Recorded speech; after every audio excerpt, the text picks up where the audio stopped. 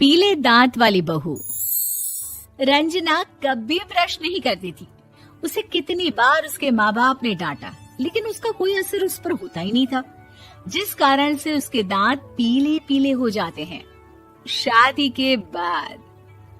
अरे बहू, वैसे तो तुझ में कोई कमी नहीं है, पर तेरे दांत इतने पीले कैसे हैं बेटा? कैसे मतलब? कोई सर्जरी थोड़ी ना कराइए। वो तो क्या नाम, मैं ब्रश नहीं करती थी तो पीले हो गए। अब क्या करूं? आप कहें तो लाल करवा लूं या फिर काले?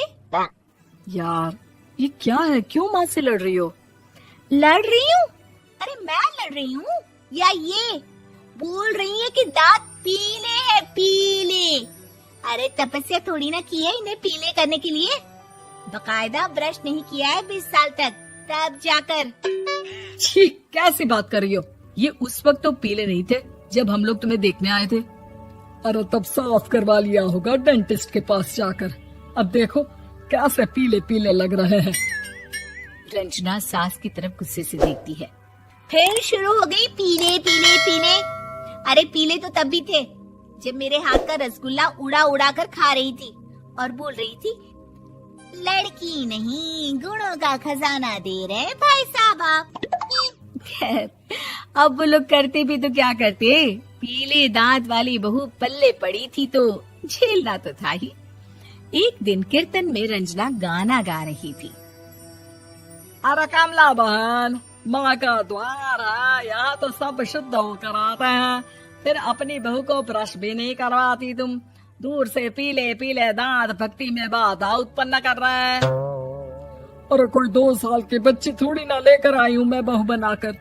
अच्छी खासी लड़की है, अरे कैसे करवाऊं ब्रश? ये तो उसे खुद करना चाहिए ना। अब माँ बाप तो इसके जैसे तैसे निपटा दिए, ये नहीं सोचा कि सास कैसे संभालेगी। सास बहू को लेकर घर आ जाती है, लेकिन सोच लेती है कि अब इसे लेकर कहीं नहीं जाएगी। अगले रोज बहू कहती है, अरे क्या हो गया, मंदिर नहीं जाना क्या? कीर्तन का वक्त हो रहा है। मेरी मधुर वाणी से कान्हा जी जागते हैं और सोते हैं। आप तो जानती है ना उनकी भक्ति में कितना मन लगता है मेरा। वो क्या है ना, तबीयत ठीक नहीं लग रही है मेरी, आराम करूंगी मैं। तबीयत ठीक नहीं लग रही? अभी तो मिथुन के गाने पर नाच रही थी आप, और अब बोल रही है कि तबीयत ठीक नहीं लग रही। अरे भक्ति में मन लगा लो सासू माँ, ऊपर जाना है, क्या मुंह दिखाओगी आप? हाँ, सास को बहू की बात पर गुस्सा आ जाता है। मैं क्या मुंह दिखाऊंगी, इसकी चिंता तो ना कर, समझी? अपने मुंह की चिंता कर, जो ये पीले पीले दांत लेकर हर जगह पहुंच जाती है। पता है लोग कितना मजाक बनाते हैं। ना जी ना, मैं नहीं जाना कहीं तेरे साथ। तो ये बात है, कोई ना, मत जाओ, मैं अपने कमरे में ही बैठकर भक्ति कर लूंगी। ऊपर वाला दांत थोड़ी ना देखता है, मन देखता है, भावना देखता है। और अरे बस बस, तू सब कुछ दिखा, बस ये सफेद चमकदार दांत ना दिखाना किसी को, है? जा यहाँ से। बहू को सास की बात का कोई फर्क नहीं पड़ता, वो तो जैसी थी वैसी ही रह जाती है। सुबह नहाकर किचन में खाना बनाना, फिर खाना खाना, कीर्तन भजन करना और सो जाना। एक दिन, माँ जी मैं सहेली के घर जा रही हूँ, शाम को लेट आऊंगी। हाँ हाँ तो जाना, मैंने कौन सा तेरी आरती करनी है घर पर बैठकर। रंजना सहेली के घर जाती है, जहाँ वो पार्टी में जाने की तैयारी कर रही होती है। अरे शिखा, कहाँ जाने की तैयारी कर रही है? मैं गलत वक्त पर आ गई क्या? अरे नहीं यार, उल्टा सही वक्त पर आ गया। मैंने ये साड़ी और ज्वेलरी निकाली है यार, शाम को इनके ऑफिस की एक पार्टी में जाना है। बताना कैसा लग रहा है ये सब? नहीं यार, इस ड्रेस के साथ तो वो वाली ज्वेलरी अच्छी लगेगी। हाँ हाँ सही बोल रही है, मैंने ध्यान ही नहीं दिया। वैसे तो हमेशा से मस्त फैशन सेंस रखती है। तो बड़ा जाती होगी ना पति के साथ पार्टी में। रंजना कुछ नहीं बोलती, बस सोचती है कि यार काश ये बात सही हो जाती, पर मैं क्यों नहीं जाती पार्टी में? क्या इन लोगों की कोई पार्टी होती नहीं होगी? रंजना घर आती है और रात में पति से सवाल करती है, एक बात बताइए, आप मुझे किसी पार्टी में क्यों नहीं ले जाते? क्या आपकी यहाँ ऑफिस में पार्टी नहीं होती? पति बेचारा क्या कहता कि दांत पीले हैं तुम्हारे इसलिए। अरे कोई पार्टी होती नहीं हम लोगों के ऑफिस में, तो कहाँ से लेकर जाऊं? और मार्केट, मॉल, कहीं वीकेंड घूमना, कहीं तो। अरे यार सारे हफ्ते में एक छुट्टी मिलती है, तो सोचता हूँ कि आराम ही कर लूं। क्यों? रंजना मन मार के रह जाती है।